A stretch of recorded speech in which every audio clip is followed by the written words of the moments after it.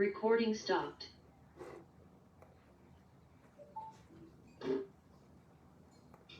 Recording in progress.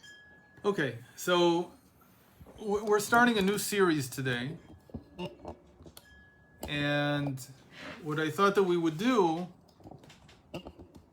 is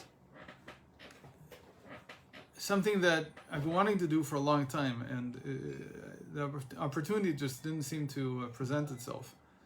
But I was thinking what we should start doing now, and it came back to me that we still haven't done this very basic thing, which is to go over the many classes that Rabbi Ginsburgh has given at Torat Hanefesh over the years. All these classes were in Hebrew, and usually gave at least 2 every year. One of them was at the end of the first semester, and the other was at the end of the second semester, and usually the second one was coupled with the graduation ceremony for those people who finished the full course of study. If you remember, there was one time when the first group of women finished, I think the first group of women in English finished, and he also gave a talk in English, if you remember, about, we later learned it in much more depth, the topic of, in faith and confidence, that between faith and confidence there's a state of hope. I don't know if you remember that. That was probably about 8 years ago, when you finished. So these classes, they're really foundational. And there's one of them that was just given, I think, about half a year ago in his house, and they've been translating it into English, and so you can actually find it on inner.org. Inner.org on YouTube. So what we're going to do is we're going to look at we're going to go over all the classes that have not been translated until now into English.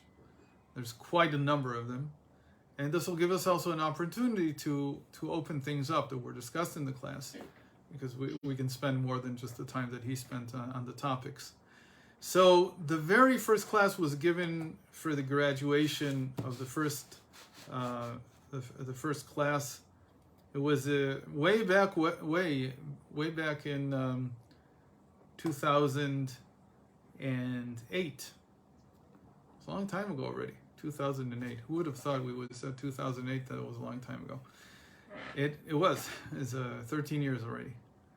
So this class was really, I think, one of the first times that Rabbi Ginsburgh addressed the people who were studying Torat Hanefesh. So it's very foundational. I mean, he really discusses things that later he develops a lot more over the years.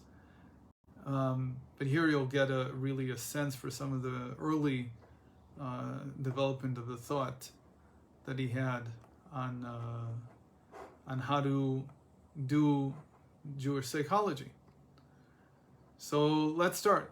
And the way we'll do this is basically, I'm just going to go over topic by topic what was in the class. So he started off the class with a very interesting observation. He said the class was on the 27th of Tammuz of Tafshin Samachet.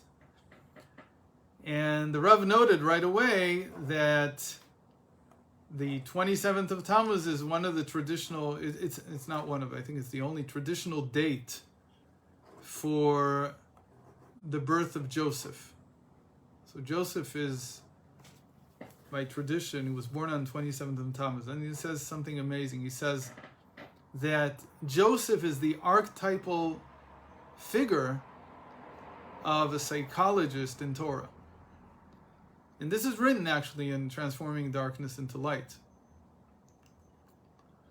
Why is Joseph an archetypal figure of a psychologist? Because we see that Joseph knows how to interpret dreams. And a psychologist needs to know how to interpret dreams. It's really how you get into the depth of a person's psyche.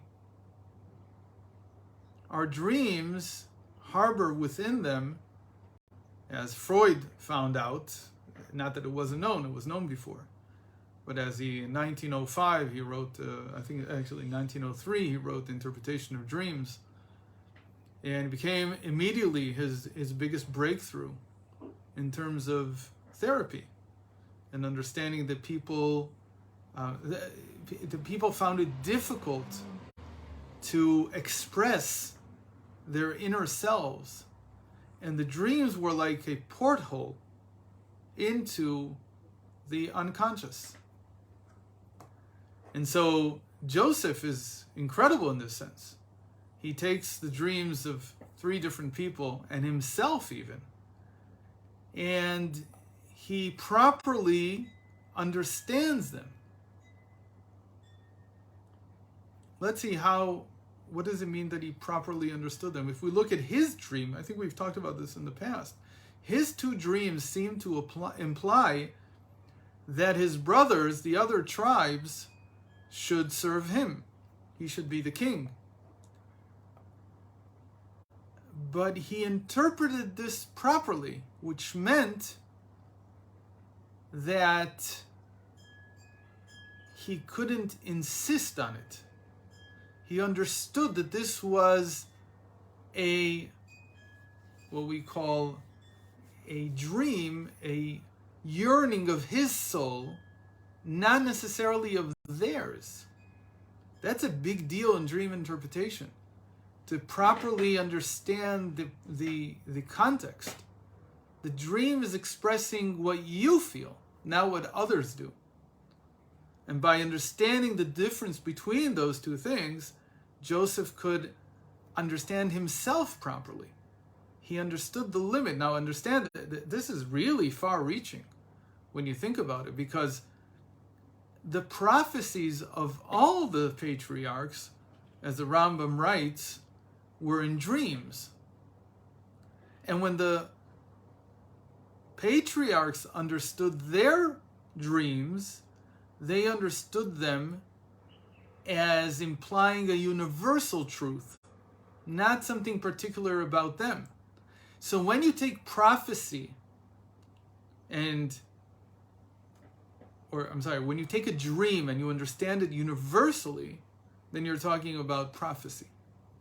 But when you take a dream and you understand it in the context of the individual, and you don't expand it beyond the limits of the individual, then that's the foundation of psychology, of understanding that there's an issue within the person himself. Now this is the concept that in the sages is called that man is a small world. That whatever issues you find in the world at large, they are reflected in some way within the individual. And the person who's a true psychologist knows how to take the universal and apply it to the personal, to the specific. In other words, we're all coping with universal problems. The issue is, how do you translate that universal problem into the context of one particular individual who is coping with that problem in a very particular way? He's not coping with it the way that anybody else is. But the problem is universal. But the problem is related to everybody. Everybody could identify at some level with what they're experiencing. So Joseph is a genius in this sense, in understanding the limits of psychology and its difference from prophecy. Now, when he actually comes to interpret the dreams of the 2 ministers of Pharaoh and of Pharaoh himself, he understands that difference perfectly. And so when it comes to the 2 ministers, he understands that their dreams are related only to them because they are only ministers. But when it comes to Pharaoh, he understands that even though the dream seems to awaken a very personal reaction in Pharaoh, it's a universal dream. It's not a psychological issue that Pharaoh himself is dealing with. And you'll see, it's very easy to see that all the advisors who were also there at the time and who the sages say offer different solutions, different interpretations to these dreams that Pharaoh had, they missed that point. They tried to interpret the dreams personally, on a personal level. But the correct interpretation was that since Pharaoh is having this dream, it's dealing with the universal issue, with the universal problem. In that case, it was the universal problem of a famine and a plenty, and how to deal economically with the running of a state, of a very organized, or at least trying to be organized institution, and trying to build a political tradition that would last. And that was Joseph's genius in this respect. So the Rav started with this idea that is very auspicious to start talking about Jewish psychology on the day traditionally ascribed to Joseph's birthday. In that sense, whatever we do psychologically, we are in a sense following in the footsteps of Joseph. This would also give us a tremendous understanding of the difference between Mashiach, the son of Joseph, and Mashiach, the son of David. That Mashiach, the son of Joseph, or the Joseph type of Mashiach, is a person who deals with people at the individual level. He's the Mashiach who sees the general issues as they are reflected in each individual.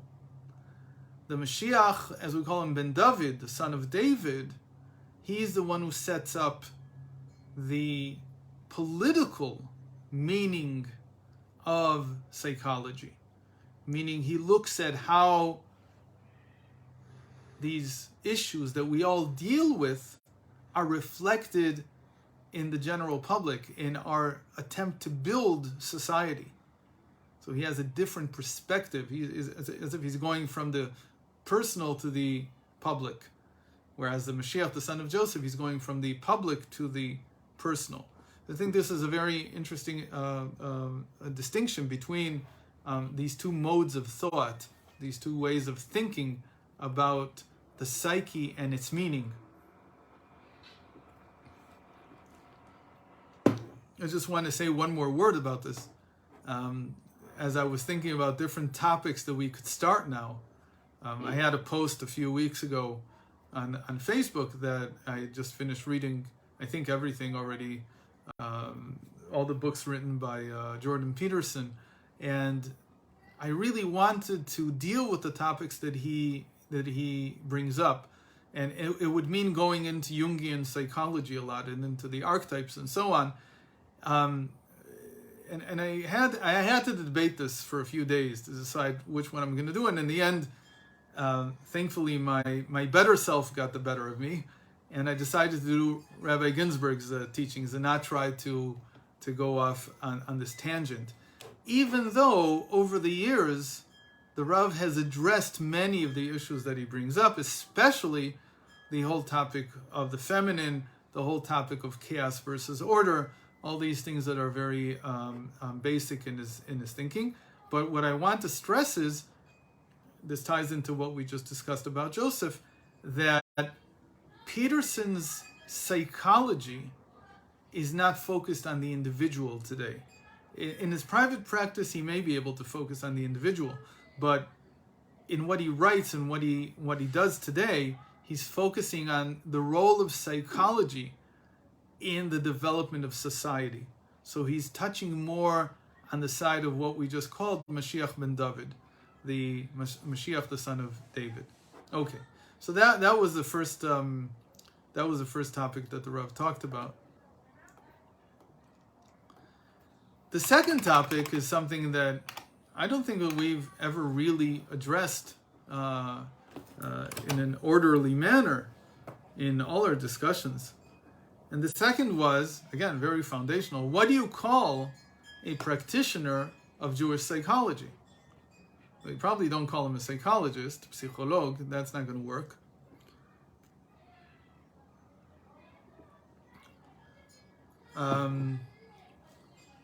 So from the beginning, he's been very consistent that the right name is advisor. And advisor in Hebrew is a yoetz or yoetzit. And over the years, he's connected this to many different verses. The most important verse is Etzot merachok emunah omen, that advice from afar, faith and belief, I guess you would translate it as, that really there's no, how shall we say it, there's no one size fits all when it comes to psychology. In the end, you are giving particular advice to each individual. When you call it psychology, when you call it a psychologist, the person who practices psychology, there's a stress there on the systematization of the tools and the approach used by the practitioner. That presents a tremendous problem because people get into habits of how to deal with things. And when it comes to the human psyche, that's simply destructive, as we'll see. It doesn't work because every individual, like we said, is a world. And each world, though the issues are the same, the solution is different. This is very true, tremendously true, when it comes to the psyche, but it's also true in medicine. In medicine too, there is no one size fits all. Modern medicine is based on logic, what we call allopathy. One of the, one would say, double-edged swords of modern medicine is the use of drugs. Why is the use of drugs so problematic? Because medicines are very specific. What do I mean by specific? I mean, as Reb Nachman writes, that a medicine that's been proven to be useful, efficacious for one person will not necessarily work for another. A medicine that's been proven to work or has been seen to work on one disease, we know that it won't work for another disease, but says Reb Nachman, it won't even work on the same disease in a different person. Why? Because even when it comes to the body, the human is considered to be a small world. And every world is different. And so he says that though you might be healed by the same medicine that someone else took, or in the case of, the language that the sages use in the Talmud, by a charm, by a kameya, that somebody would write for you, and you would write the same thing for one person and for another person, and this was useful for the first person. But he says, Reb Nachman, that it depends when it was written. In other words, when the drug was administered. He says, if you start the drug at the wrong time, it won't help. We know this very much. There's drugs that if you take them too early or too late, they don't do what you thought they do. One example, for instance, vaccines. Very interesting with vaccines. Some vaccines, the only way they'll work is if you take them long before you're actually infected. So you're basically training the immune system to learn how to react to a certain virus or microbe. But there are other vaccines that work even after you're infected. One of those is famous, the one for rabies. Not very many people today die from rabies in the Western world. And one of the reasons is that even after a person has been diagnosed, you can administer the vaccine. It's a vaccine. It's also antibiotics, that's separate. But it's a vaccine. And it's administered in a number of doses even after the person has been infected. And it still works. And it's very interesting. Why is this? Because apparently the rabies virus is slow moving. And by giving the vaccine, you're actually training the body to react to the slow moving virus using a faster vector. I believe that that's the mechanism in action that's happening. But when it comes to many other drugs, sometimes something will work and sometimes it won't. We know this very well in psychology. The right piece of advice has to be given at the right time. If someone's not ready yet to hear what you're saying to them, then you can give the best advice in the world, but it's misguided. It won't help them because they're not ready for it yet. We've talked a lot about this over the years, that we as advisors don't have the the right to bring a person to the place where they can hear what we're saying. A lot of times, in order to hear the advice, the person has to reach rock bottom. But we don't have that right to make them hit rock bottom. That's one of the things we're not allowed to do. Who's allowed to make a person hit rock bottom? Only God. We've talked about this in the past because God has the ability to know how to, in a sense, make a person crash against the rocks, but not completely shatter. And all those hardships are really meant to do one thing, which is to prepare us to be able to hear the true transformative advice that will change how we act and how we are. So sometimes I know exactly what a person needs, but the time isn't there. They're not ready for it. It's not time for it yet. And so you have to think of other things to do in the meantime. Or you know that you're going to say it and it's not going to be understood. And it's okay. That's the way the world is. When it comes to medicine, it's the same way. Physical medicine for the physical body is the same way. Sometimes the disease has not progressed enough for the medicine to help. And sometimes it's too early, but sometimes it's also too late. And so you have to find something else.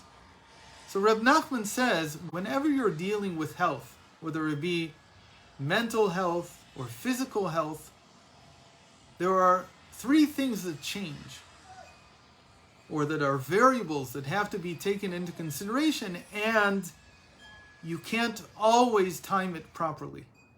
You can't always solve this three-variable problem. It's like a three-body problem. The variables are, who is the person?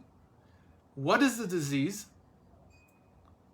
And most importantly, what is the remedy? These three things have to be perfectly aligned for a person to be healed. And so that's why, in a certain sense, you can only be an advisor.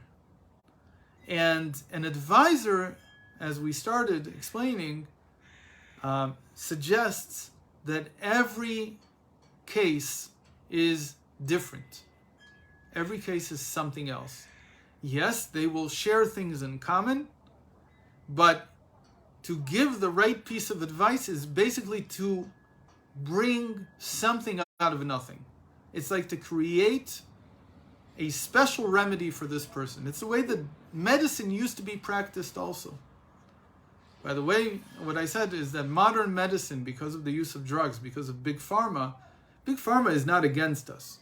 But what it did do is it took away from the art of medicine. It took a lot of the art of medicine away. And doctors today are like on a production, what would you call it? Like in a big factory. They're on a production line. They see people too quickly.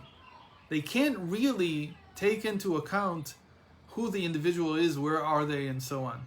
They try a little, They're also not taught a lot about this anymore. It used to be, by the way, this is well known. I just had a conversation with a doctor who still remembers the training that they went through with this. He's much older, he's in his 80s. It used to be that you were taught to take pulse, and there were many indications within the pulse that were noted. Early medical manuals talk about 200 different indicators in the pulse.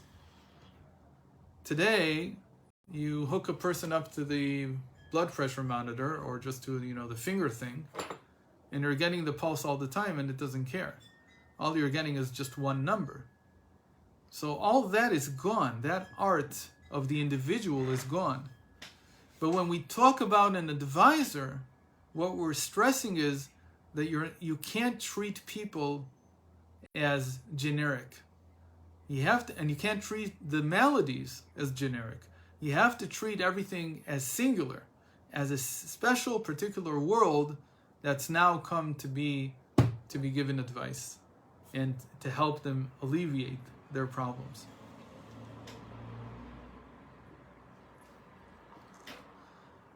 And now he has a beautiful gematria. I think you may have heard it before.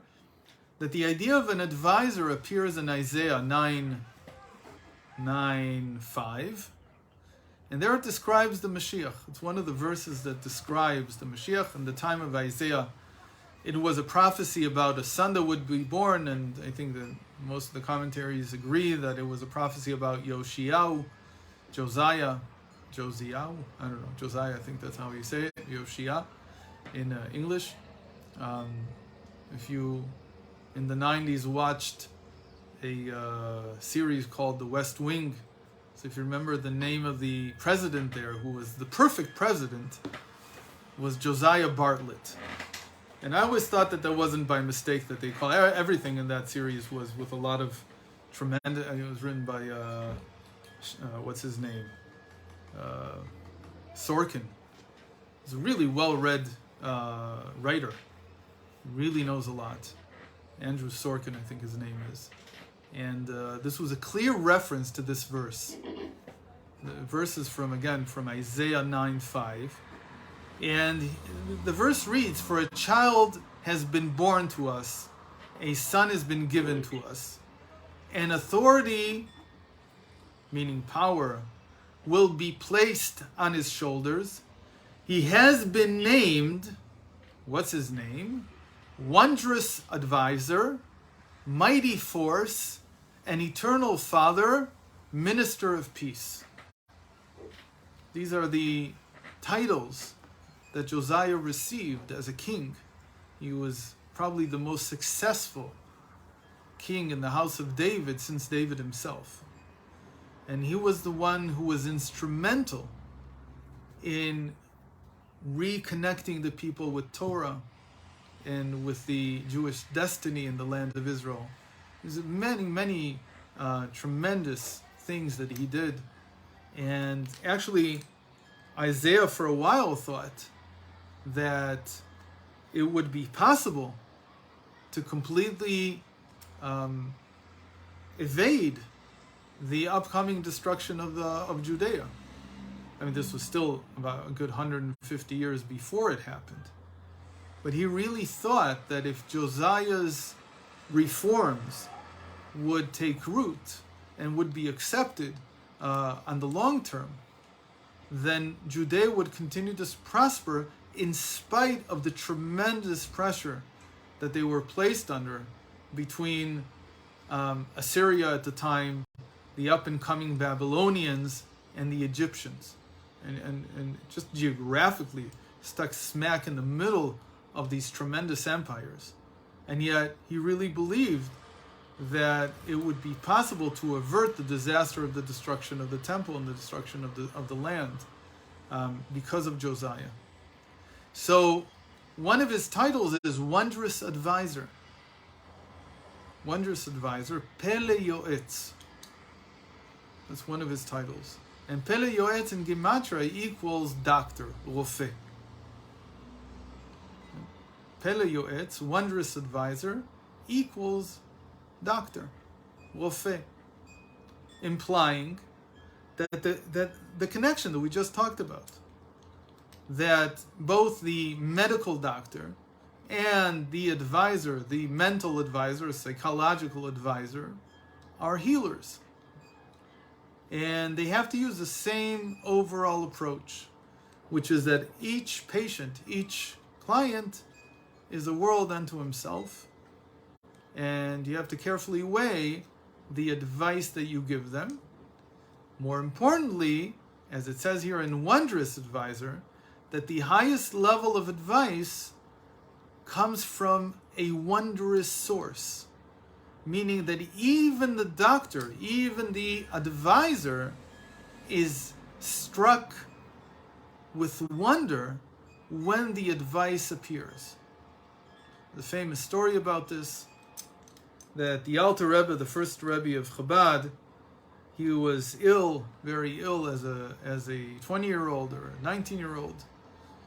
I'm guessing he had some kind of encephalitis, some kind of infection of the brain, either the outer regions of the brain, or it even went deeper. And the Maggid brought him his personal doctor, who was a Jew. I don't remember his name. And it's reported that he sat for 3 days. He sat for 3 days and 3 nights in his study, thinking how to save him without cutting him open. Meaning his medical practice had taught him that the only way to save somebody like this was to open them up. But the Maggid told him, look, you can't open him up. You can't harm him in any way, because his mind has to be complete. It has to be whole. He's a very special man. I want you to do everything you can to not endanger his intellect, not to endanger his brain. And so this doctor sat for 3 days and 3 nights, and it's reported that when he suddenly struck him what he needed to do, he was so amazed by it that he fell over backwards in his chair. You might also say he might have been very tired, but he fell over backwards, he said himself, out of surprise, out of where this wondrous idea came from. And then he proceeded to do it, and he healed him. He healed the Alter Rebbe. So that's what I think, like an archetypal. It's a foundational story about what it means to really take care of someone as an advisor.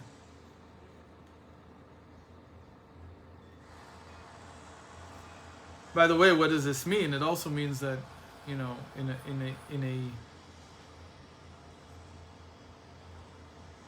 a health system, mentally and physically, a health system that would be based on this model of the advisor, you wouldn't go to the doctor for everything. You'd really only go for those things that need to be taken care of, meaning only acute and acutely distressful situations would need a doctor, or chronic situations. But you wouldn't see people coming in for a cold. It would be meaningless. These things in general, if you really want to use pharmaceuticals, then I think every person knows how to take a pill against a cold, or antibiotics, or anything else. And the question of how much they really need a doctor is a big question. And that in the medical profession, they actually do separate between the common problems that family doctors take care of, and the very highly trained specialists who do sit on each case separately and think a lot about it before they actually go and do something. And those are usually the doctors that are in hospitals or in very specialized practices. Okay, so that's enough about this idea of advice. The second topic that we're only going to be able to start today is that there are 4 levels of advisors. And the way to see this is that the word advice or advisor, yoetz or itzah, in Hebrew stems from the word tree. Right? Yoetz is Yud Vav Ayin Tzadik, and itzah, advice, is Ayin Tzadik Hey. And these two words, they stem from the word tree, Ayin Tzadik. Now what's the connection between a tree and advice?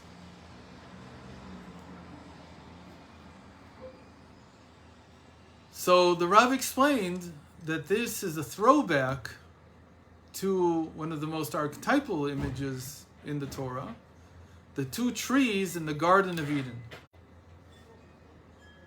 And in a certain sense, everything that's told about the Garden of Eden, or almost everything that's told about the Garden of Eden, is certainly well interpreted psychologically. Meaning, to begin with, it's a very psychological story.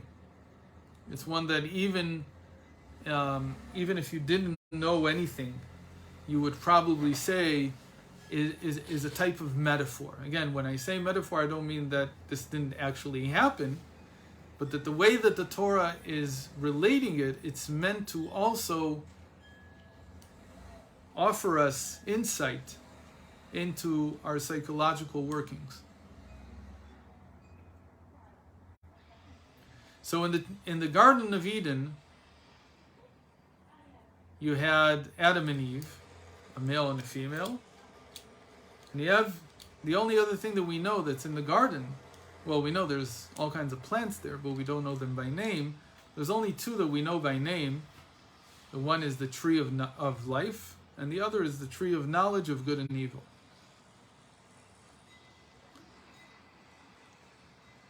So the way this is defined in Kabbalah and in Chassidus is that the tree of life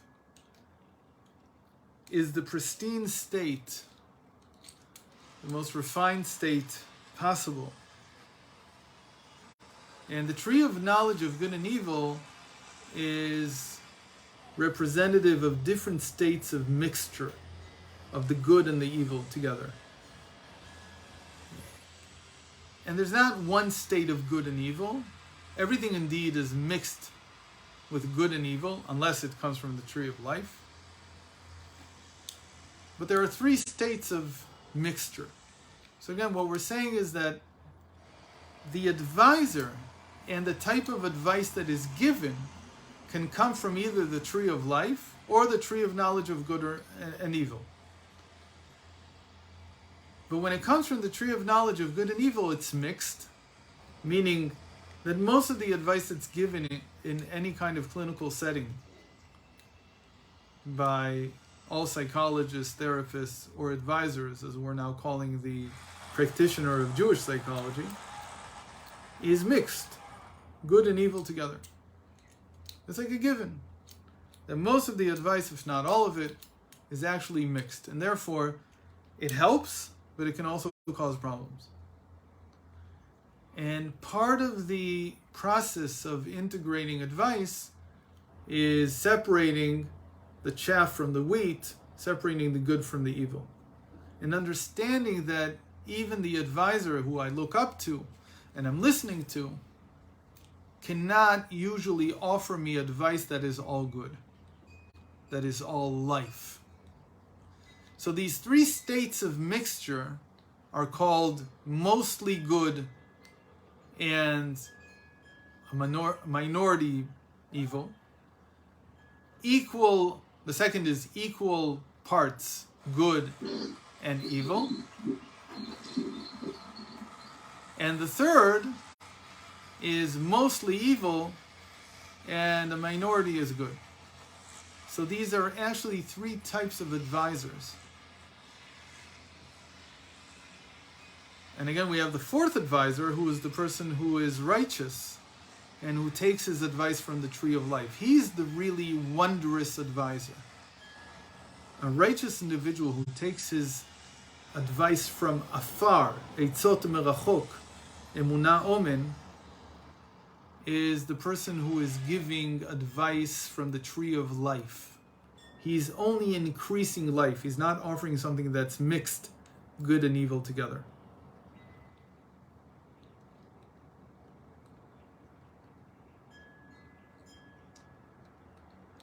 We'll start from below, from the lowest level. The lowest level, as we said, is the advisor who is mostly negative and evil, and only a minority of what he says is positive. And here the Rav went into you could almost hear it, he never gets irate, but you could almost hear like the tirade against this type of advice. And he called it the practical school of advice. The people who give a tzot ma'asiyot. What are practical types of advice? So first of all, what they do is they don't really take time to understand the person who's come to seek advice. They treat things generically. So if there is this and this and this symptom, therefore you are suffering from this and that. And we discussed that each individual should be seen as a world unto themselves. Again, the issues might repeat, but the particular constellation of the individual with the issues that he has or she has is unique. Therefore, you can't treat it practically. You can't just open up the DSM and catalog what the person has and say, I've diagnosed you, and now let's do what we do in every case of this diagnosis.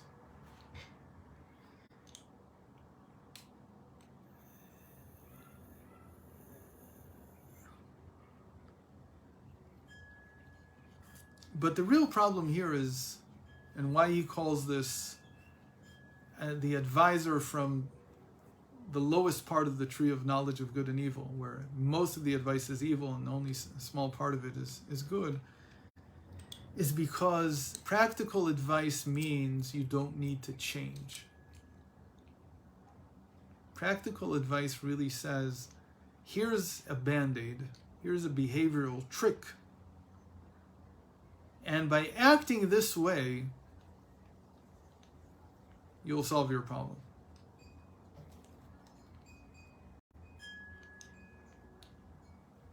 It's very interesting, because what he's arguing is that any kind of psychological treatment that doesn't demand change from the client, advice that doesn't translate into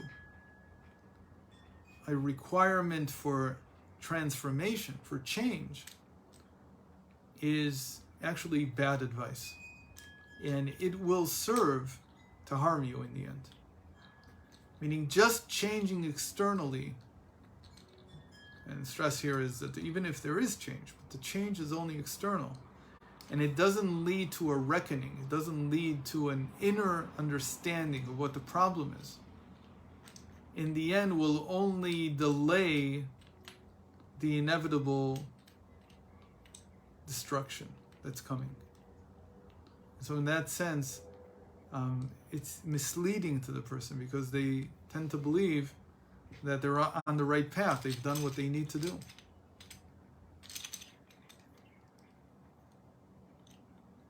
This is particularly true when it comes to marriage counseling.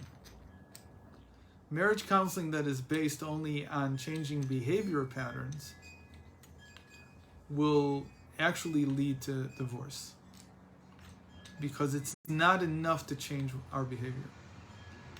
The whole reason that we have psychological issues, the whole reason that we're dealing with issues in the first place, is because they were meant to force us to do tshuva, to change who we are, to at least believe that we can change, to at least place our hopes, if not our confidence, in the possibility of change. So if there is something that tells me, here's a quick fix, right? somebody has some physical ailment, and you tell him, look, you don't need to really change your diet. You don't need to really change your lifestyle. Here, take this pill. You don't need to see me anymore. Again, that's what Big Pharma has given us. It's a double-edged sword. Big Pharma is the tree of knowledge of good and evil, and it's mostly brokering evil. Why? Because it's telling you, here, take this pill, and you no longer need to actually work on who you are and how you act. You don't need to change your diet. You don't need to change your lifestyle. No change is needed. Just make sure to take our pill once or twice a day. That's practical advice. On the face of it, it helps in the beginning. But it's really mostly evil. It's really leading you to death and destruction. It can only be administered by somebody who in the end doesn't really care for you. Because if they would care, they would take the time to address you as an individual and not lump you into a generic picture of what a person is and what diseases are. Governments do that. As the sages say, don't ever reveal yourself to the government, because the only reason that they bring you closer to them is in order to use you. They don't want your benefit. They're not looking for your benefit. Of course, they're not evil in the sense that they're not plotting your destruction. But they are evil in the sense that they're also not worried about your real well-being. They're worried about their power. That's what they're really worried about. Again, if the power went very well with your well-being, they'd never be against it. They're not misanthropes. They don't hate people. Some of them do. But overall, normal institutions, normal democratic institutions are not about hatred towards the population. But the moment that you have somebody who's trying to peddle a one-size-fits-all solution, where you don't have to get into the particulars of the individual, that's called advice coming from the tree of knowledge of good and evil, where the majority is evil and only a minority is good. When it comes to marriage, and somebody is only focusing on external behaviors and saying that's all you need to change, then in a sense, that person is the wording that Rabbi Ginsburgh uses is a little bit difficult to translate into English, but basically what he's implying is that an advisor who gives that type of advice in a marriage situation is actually maybe unconsciously, maybe consciously plotting your divorce. That's what they're looking for. If it's not your divorce because they want to make you unhappy, it's your divorce because they are pessimistic about human life. They are pessimistic about the possibility of your staying married and bringing children into the world. It's a very harsh accusation. He says it in the class. You have to be very sensitive to be able to feel this. And I'm sure there's a lot of advisors that would really get upset at this. But he's saying that he's trying to impress that how entirely diametrically opposed to Torah thinking this type of advice is. That when you treat people only externally, you only look at them externally, you only look at their behavior, and you're not you're not paying attention to what needs to change, how they need to change, how they need to advance, how they need to develop, then in a sense you are giving them a hemlock to drink, because they're going to think that they're all better, where in reality the end is only getting nearer. The end of their marriage, if it be the marriage, or the end of their life if they're going to be dependent on some drugs. These things always have to be accompanied with real internal change, with real internal reckoning. Okay, so that was the first level of advisor and the lowest level of type of advice that can be given. And God willing, next time we'll see the next two levels and continue with the class. This is, by the way, just the introduction to the class. The rest of the class was actually dedicated to anxiety. So we'll get into that hopefully starting next week. Thank you, Rabbi. Hopefully we'll be able to do it live next week. Yeah, I'll be happy to come over. Oh, terrific. Okay. Hope to see lots of you there. Take care, everybody. And if you would like to watch the upcoming episodes of this series, it will be quite a long series. I think we have about 20 of these lectures to go over, so it might take a while. You can join the Patreon page, patreon.com/MGENUTH, or just write me on Facebook. Pleasure to see everybody, and hopefully see you again next week, same time. Bye-bye.